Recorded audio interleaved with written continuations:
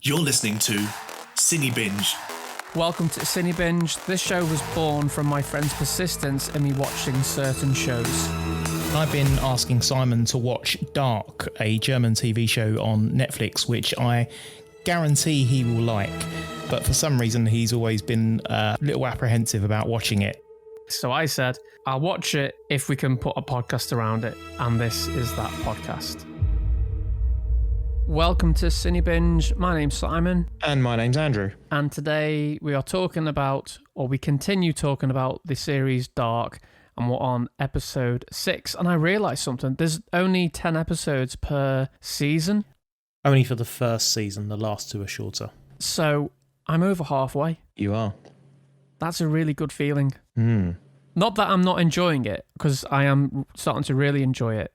I'm thinking now it must start to really build momentum, and it must start to reveal plot points and move the story along like at a pace, because you can feel the whole thing is starting to build up and build up. It was slow to begin with, but now I feel like it's about to accelerate. Would that be a fair presumption? Yeah, I would say so. I know certainly when I was watching this for the first time, I think by obviously the end of the last episode, with the revelations that we heard in that episode, followed by the way this episode is panning out, we then start to, for me at least, I was itching to get straight onto the next episode by now. I was like, I need answers. I need to know what's going to happen. I need to know what's going on and why. This episode was called, well, there's something in Greek. I can't remember what. Can you remember what it was called in Greek? The Greek wording of it? It was Latin, SIC MUNDUS CREATUS EST. You know, it's so funny that this is actually the third time we've recorded this, and every time I've said it's Greek and Andrew said, no, it's Latin. So he's like, yeah, shows how much you listen, which is true. I do listen, but only when it's important, and that was important. So moving on. And what did it mean in English? It means the world's not enough. No, that's unfair. It means no time. No, it means the world is created. Yes, it's actually a quote from a real-world artifact called the Emerald Tablet. What was your take on it when you first saw it? Well, there's certainly more questions in this episode. I mean, let's talk about what this episode is about as a whole, really. You've got Ulrich really digging in now, trying to find out what happened in the past with his brother, to the point where he is even challenging his own family members on what actually happened back in 1986. By the end of the episode, you get the feeling that it's dawned on him who the child is that appeared in the beginning of the first episode. So that's certainly an interesting development there. Meanwhile, you also have some developments around some of the families. The Tiedemans seem to be going through some major troubles in their life at the moment. And the Nielsen's are clearly going through, I think reality is catching up with them in terms of what they're going through, in terms of Mikkel disappearing. It's finally catching up with Marta and Katerina as well. So there's a lot going on there. And obviously, while all this is going on, we also have Jonas visiting the caves and trying to find out what mysteries the cave has. So lots to unpack, I guess, in this episode. He has decided to follow the signal, which was written on the map that he had. This is Jonas. And that was the part of the episode that I enjoyed the most. I found that the most interesting, and it was, you know, he goes into the cave, and again, we're hit with more imagery of loops and threads, which I found really interesting. He goes into this cave and he comes across a door, and the door has this symbol that is on a certain book that we've seen, I think, a few times now, but I'm not too sure how that all ties in at this moment. But Jonas is clearly onto something. He's on a mission. Does he know what he's even looking for, or is he just intrigued by what's on this map? Yeah, I think it's fair to say he doesn't actually know what's there, does he? He's just following what's being written on a map, and he wants to see if it reveals anything interesting. Obviously, with the news that he had for himself last episode, he obviously knows that the cave has some sort of bearing on Mikkel and his father.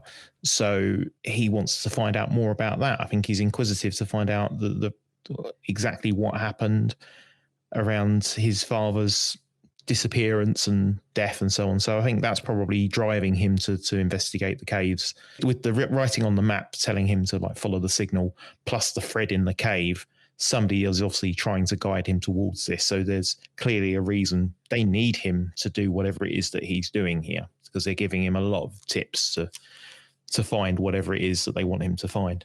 I might sort of step ahead here. Simon's theory.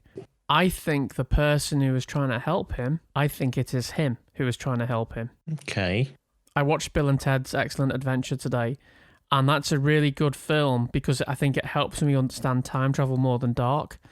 And I don't know if you've seen that. Have you seen Bill and Ted's Excellent Adventure? Of course you have. I have, but not for a very long time. Okay, it's one so that I have to dig out. They go back in time and like they see themselves, and there's part where they go, oh, I need to get the keys to my dad's car or something.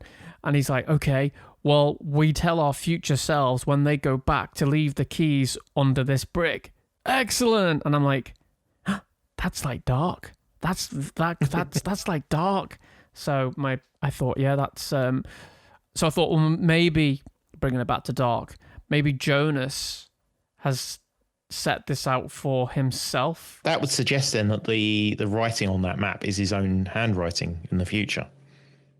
Yes. Does he recognise his own handwriting? I suppose is a good question. Unless he got someone to write it for him. Yeah. Now we're stretching it a little bit, aren't we, I guess? If he doesn't recognise his own handwriting, then perhaps it's not him.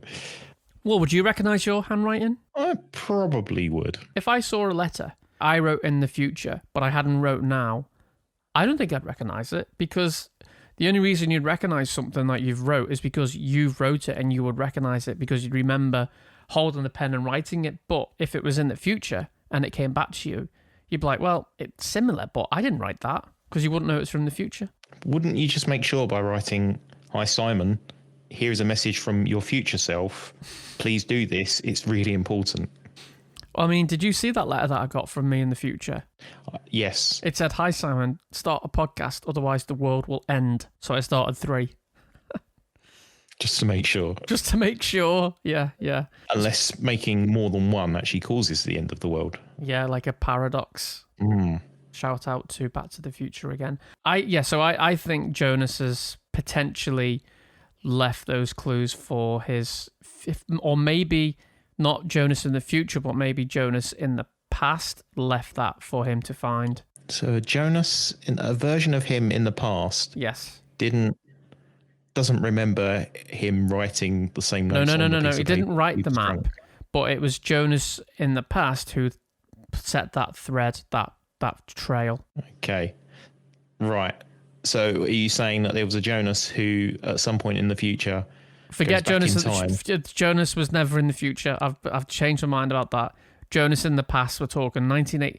Jonas who goes back in time, because that's what happens in this episode. He goes back to 1986. Oh, I see. Yes. Right. Okay. So that's where my thinking is with that one. That's what I meant by a Jonas in the future. I mean, at some point beyond the episode that we've just watched. Oh, okay. A version of his young self will set up the clues so that his current present day self will find those clues. I get what you're saying now. Yeah. Yeah, exactly. That's a possibility. Yeah, I like that. That's certainly a staple of some various science fiction time travel type stories. Yeah, that could be possible. I think, to be perfectly safe with what we're doing with this, and for you, I used to listen to, funnily enough, a podcast about Lost when that was on, and it was hosted by Damon Lindelof and the writer. And whenever they did like a live thing and someone asked a question or they had a theory that was sort of close to what it was potentially was, Damon would just say, I can see, I appreciate the question, but I am not going to answer that, or I'm not going to confirm that, because I'm starting to think I'm getting well close here and I can feel like you're getting proper twitchy and nervous. Or...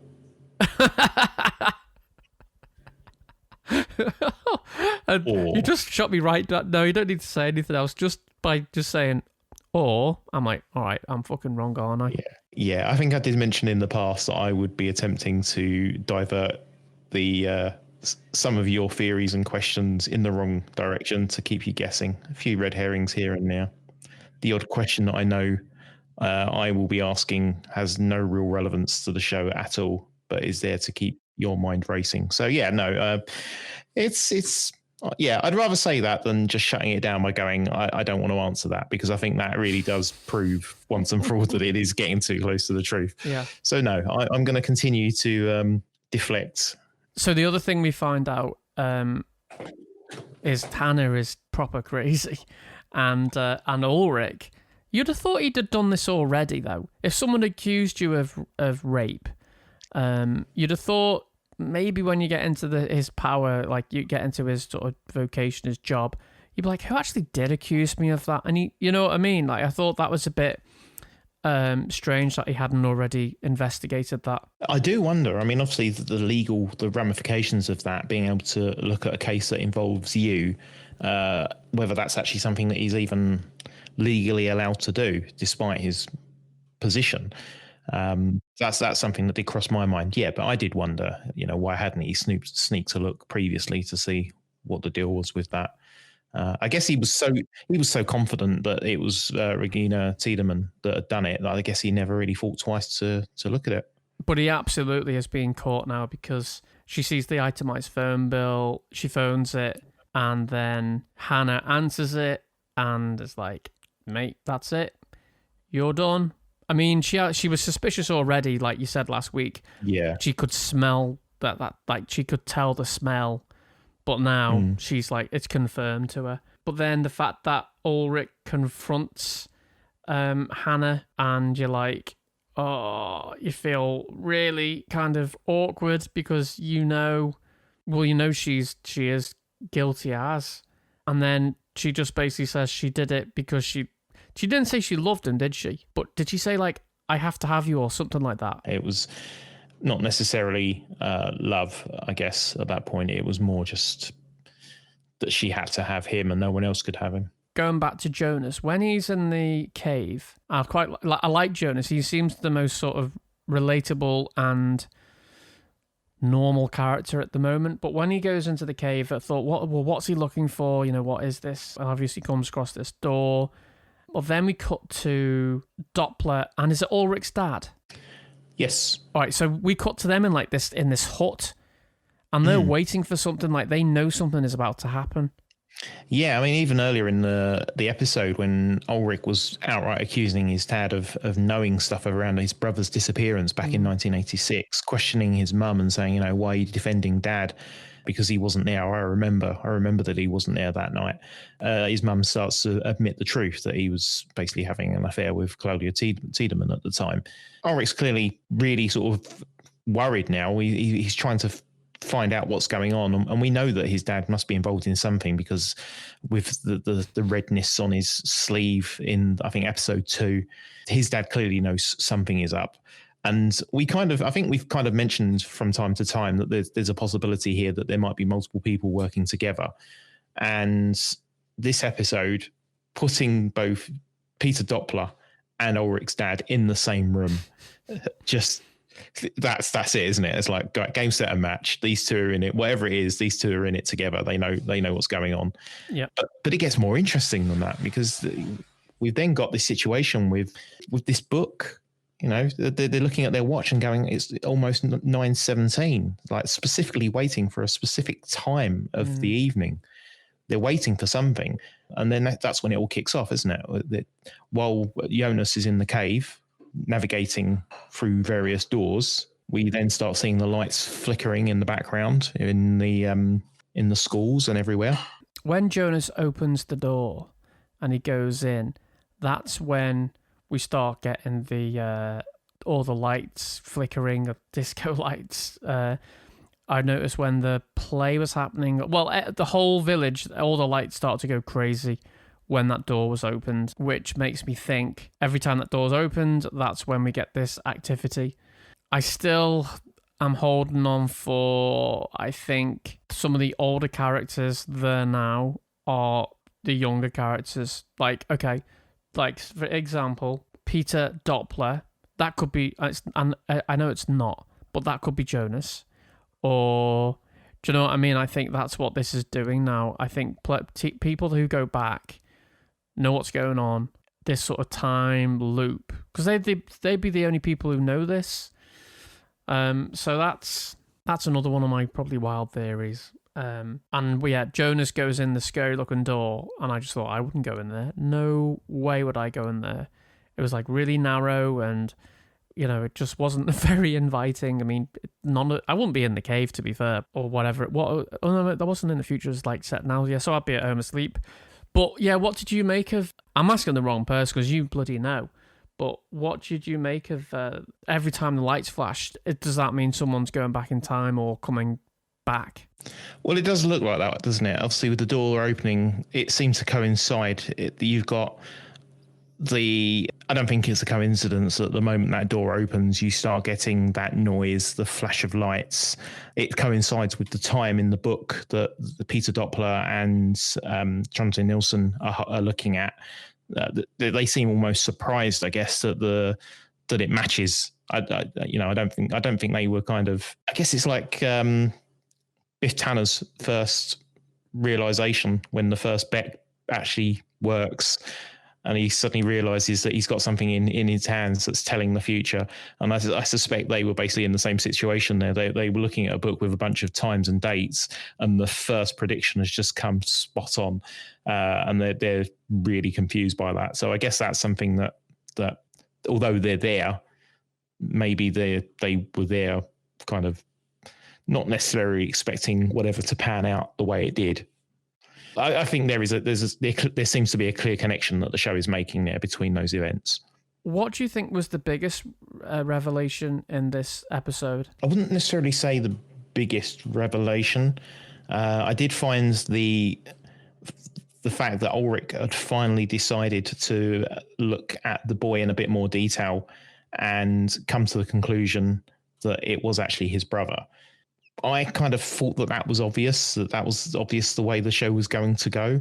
Trying to put myself in his position, being a youngster when it happened, the general fact that time travel is an interesting thing. We, as being third parties, I guess, to a story, kind of accept that time travel, although it's not possible, we suspend disbelief and accept that it is possible in fiction. And that doesn't apply to characters inside the works of fiction generally. When it's given that those people are going to be very incredulous about the idea of time travel, it's not something that's going to be at the forefront of their head. So if Ulrich sees a child, he's not going to automatically assume, oh, that's my brother from the 1980s looking exactly the same as he did back then. Whereas I think we as outsiders looking in are going, well, that's clearly who it is. Who else would it be? So I think the fact that he came to that conclusion at the end of the episode was kind of supposed to be a big, massive revelation. And for me, it really probably wasn't. So I guess we then have to start looking at other aspects of this show to find the moments that we were like, what's this all about? And to be honest, I don't think there are that many. I think the biggest interesting twist in this is simply that Doppler and Nielsen are together in that bunker. That was an interesting event for sure. But I also thought when those two characters and they have a cat fight, who are the two ladies? What are the names? So that was Regina Tiedemann, or sorry, the Americanized one would be Regina Tiedemann, which is what you probably heard in your show, whereas for me it'd be Regina Tiedemann. So she was the one who was basically telling the kids, your parents are nasty people, basically. Also told Ulrich when he visited her at the hotel, saying, I could never be as bad as you. Your brother was much nicer. It should have been you that disappeared. That was one of them. And the other one was obviously Katerina Nielsen, who I think had been told some home truths by Regina, but also had, given what she's been discovering about her husband and the affair and so on, she's had a massive rant on air, on radio, on a phone in to tell the entire town that we've got murderers here. No one wants to admit it. Everyone's lying and keeping secrets from each other. I think there's a certain element of her talking specifically about her husband and the affair in there, as well as obviously her child being missing. Now, did she allude to those kids? Their parents aren't who they think they are. Yeah, I can see where you were going. It is the sort of thing, isn't it? Where the not necessarily that they're not their real parents, but perhaps, although that would tie in nicely with the earlier episode where they agreed that they weren't going to have kids. But I think my reading of that scene was more that your mum and dad has a secret, something that they did in the past, and they aren't the nice people you seem to think they are. They aren't the respectable school principal and police inspector that you think they are. There's more to it than that. So maybe that doubt seems to seep in because Marta and Magnus at the end are saying, we don't really know who our parents are, do we?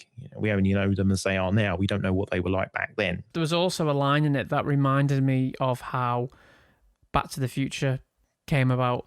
And the line was, you don't know what your parents were like as kids.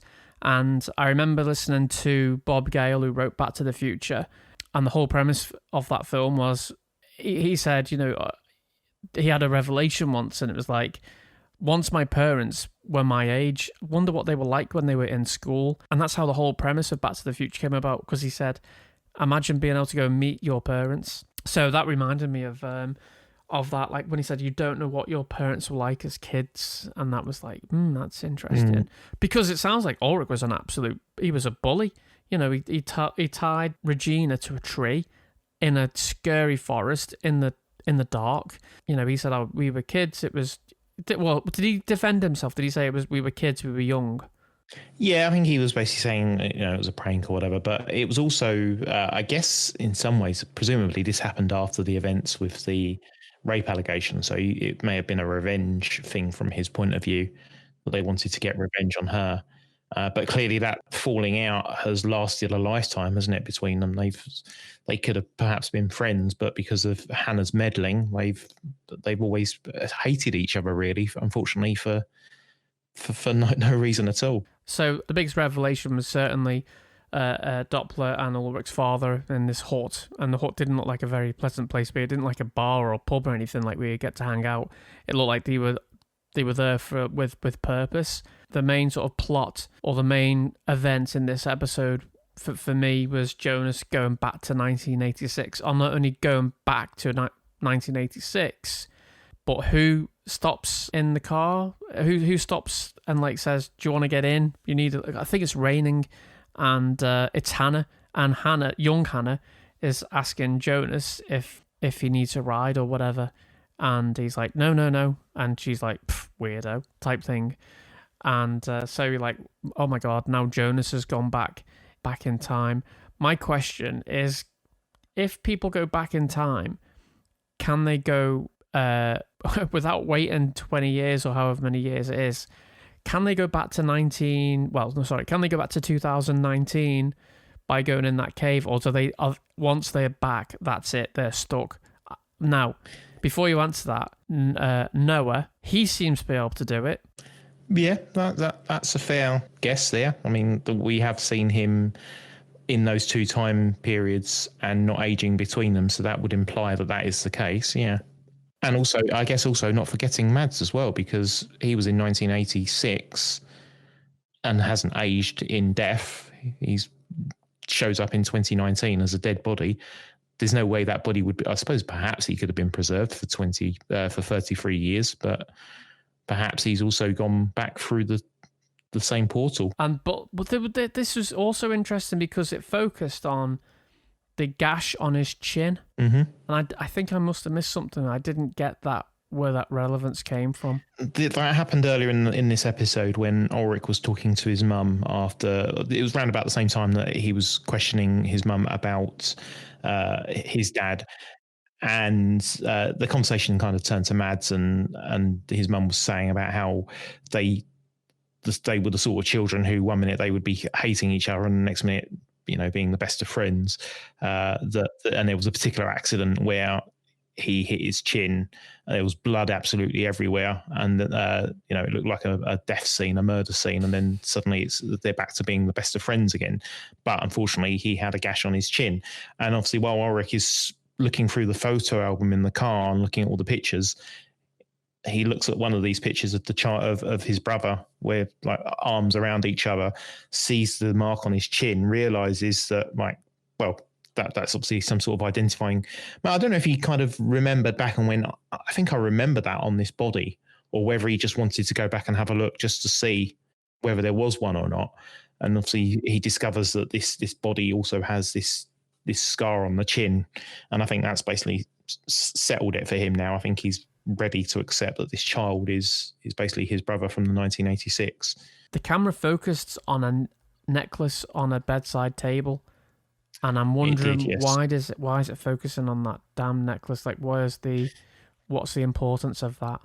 Well, that's a really good question. So that came about earlier in the scene, in one of the scenes where Magnus had gone back, I think, to the forest to.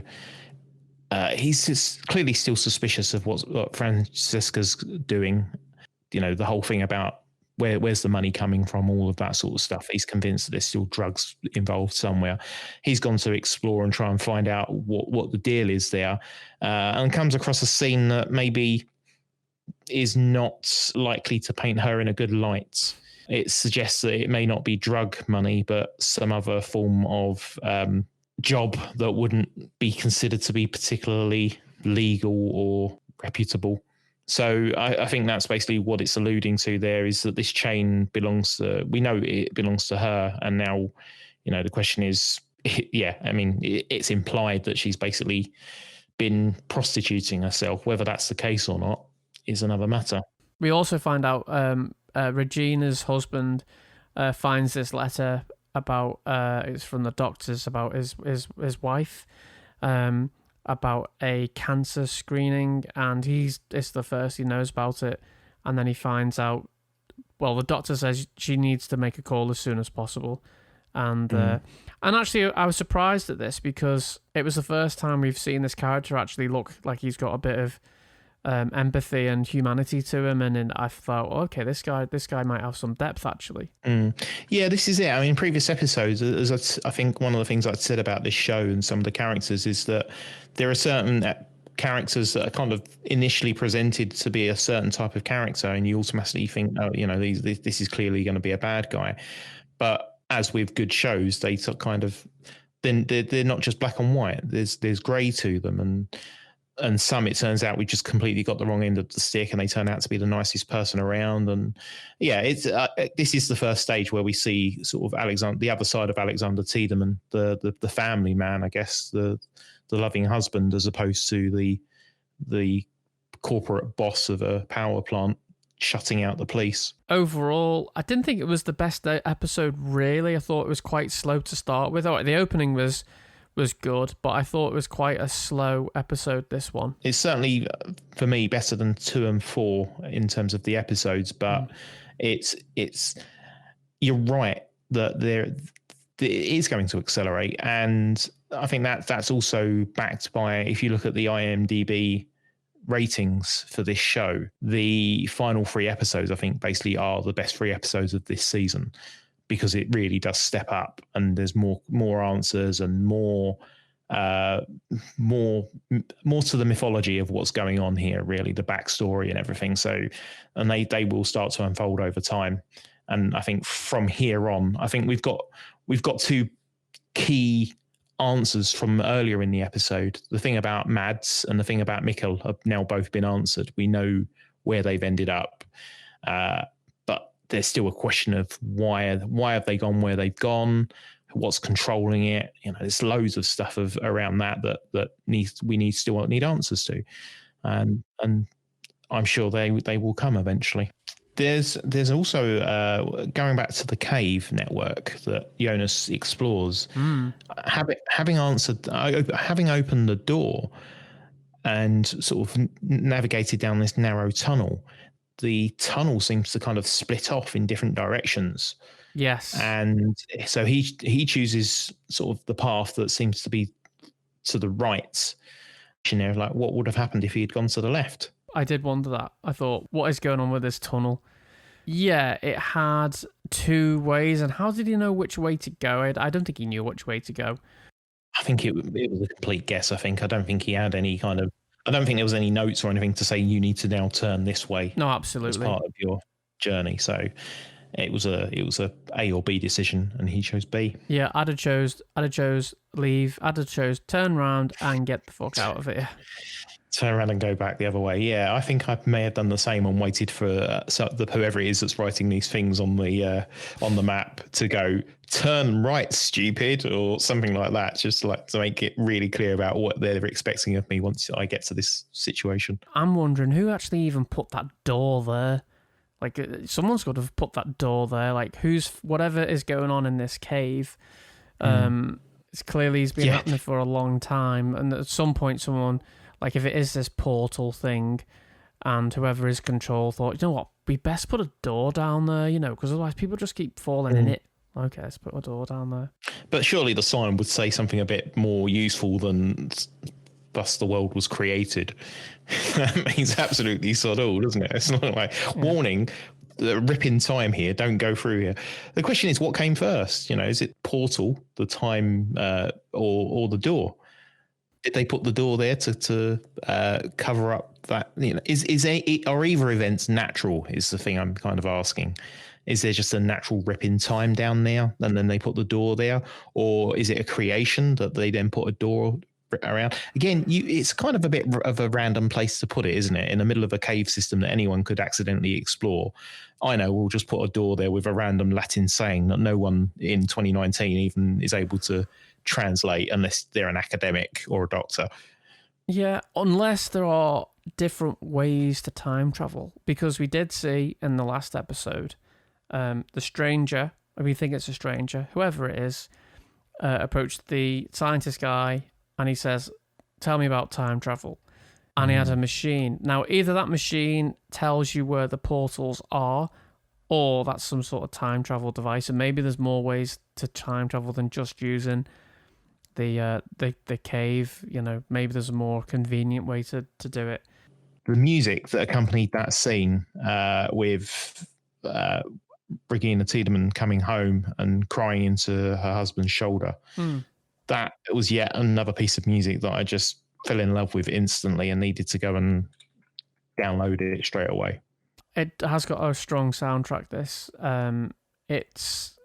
But I'm scared to go and listen to it on Spotify in case anything reveals itself, so I'm just staying clear. But I do look forward to being able to listen to it properly. And the theme tune, but you can't really call it a theme because there's no melody to it, but the end credits, that's really grown on me now. And it's in fact, it's very similar to, I saw that Tenet yesterday, and that has a wild soundtrack, and it's very similar to the end credits is very similar to some of the music in that film.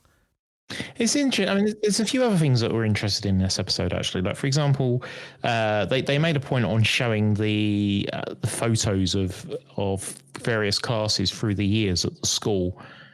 And maybe a little surprised that nobody ever pointed out that there was a boy in one of the class photos that looked exactly like one of the children at the school at that point.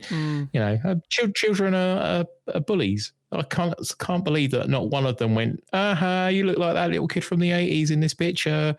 You look like a child trapped in time. That's the sort of thing that I probably would have been involved in back when I was younger. You look like you were dressed in the 80s.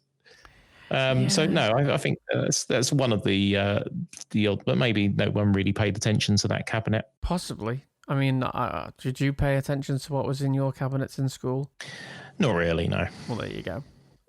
So there's the other thing that was interesting to note is while Jonas was exploring the cave, we also have the play that's going on at the same time in the school that Marta is performing a monologue at. And it's quite interesting. There was two parts of this that I kind of picked up on. I don't know how much of it is a coincidence or whether it has more meaning to it. But the first thing is the character that had the black mask, I guess, across his face, across the eyes, kind of looks a little bit similar to how the boy that had been discovered in the earlier episodes with the sort of burnt out eyes across his the black marks across his eyes and face. Whether there was any reasoning for those similarities as presented by the show, or whether that just happened to be I don't know. I always second guess everything in this show, whether there's a reason for it being the way it is. And certainly that's true of the monologue that Marta gives as the character of Ariadne, which the character of Ariadne, I think, has been mentioned more than once in this season already. Particularly what makes it quite striking in this particular episode is that the reason that Ariadne is sort of known, the story of Ariadne, is that she gave Theseus a thread that allowed him to find his way through the labyrinth and then exit the labyrinth. So while that's happening while this monologue is happening, we have Jonas navigating through this cave system following a red string. And that does beg the question.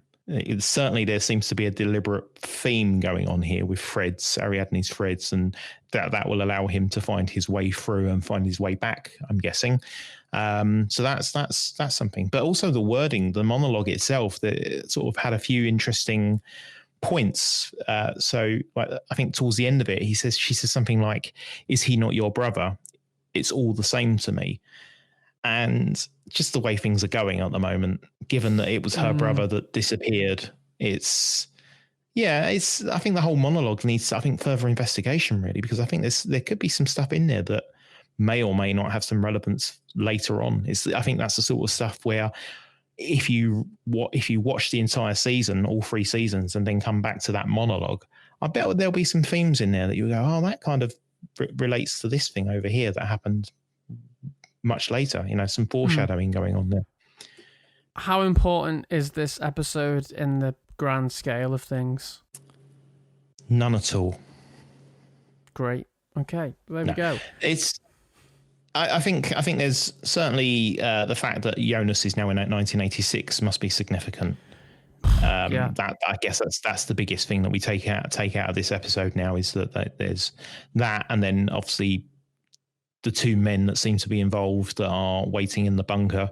That's obviously another big significant point. But I think everything else in this episode has been largely going out, reiterating things that we kind of already knew.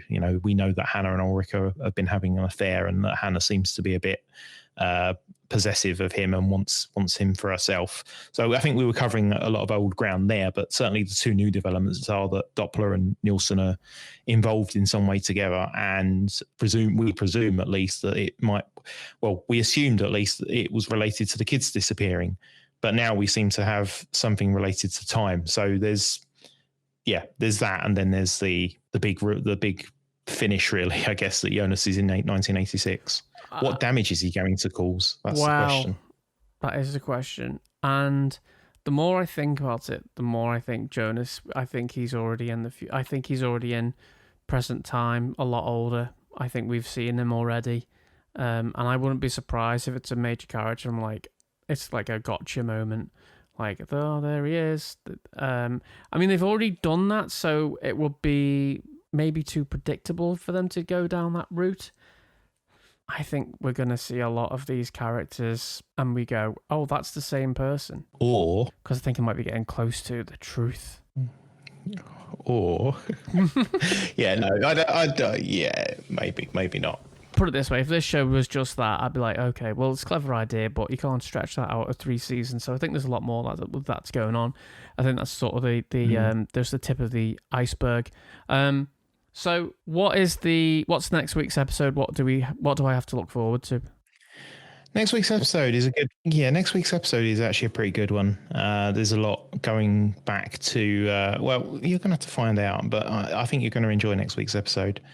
And I think it's going to be the episode that perhaps has you really immediately wanting to hit next and move straight to the next episode as soon as it finishes. But what's the next episode called? And I will predict what happens based on the title.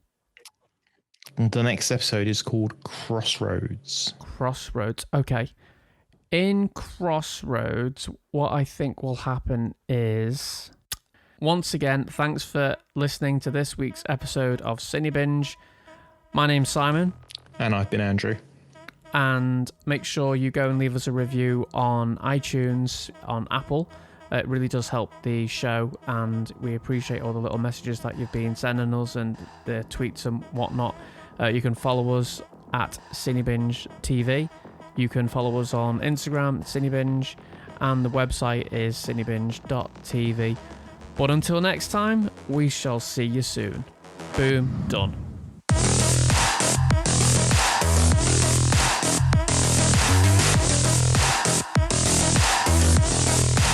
CineBinge.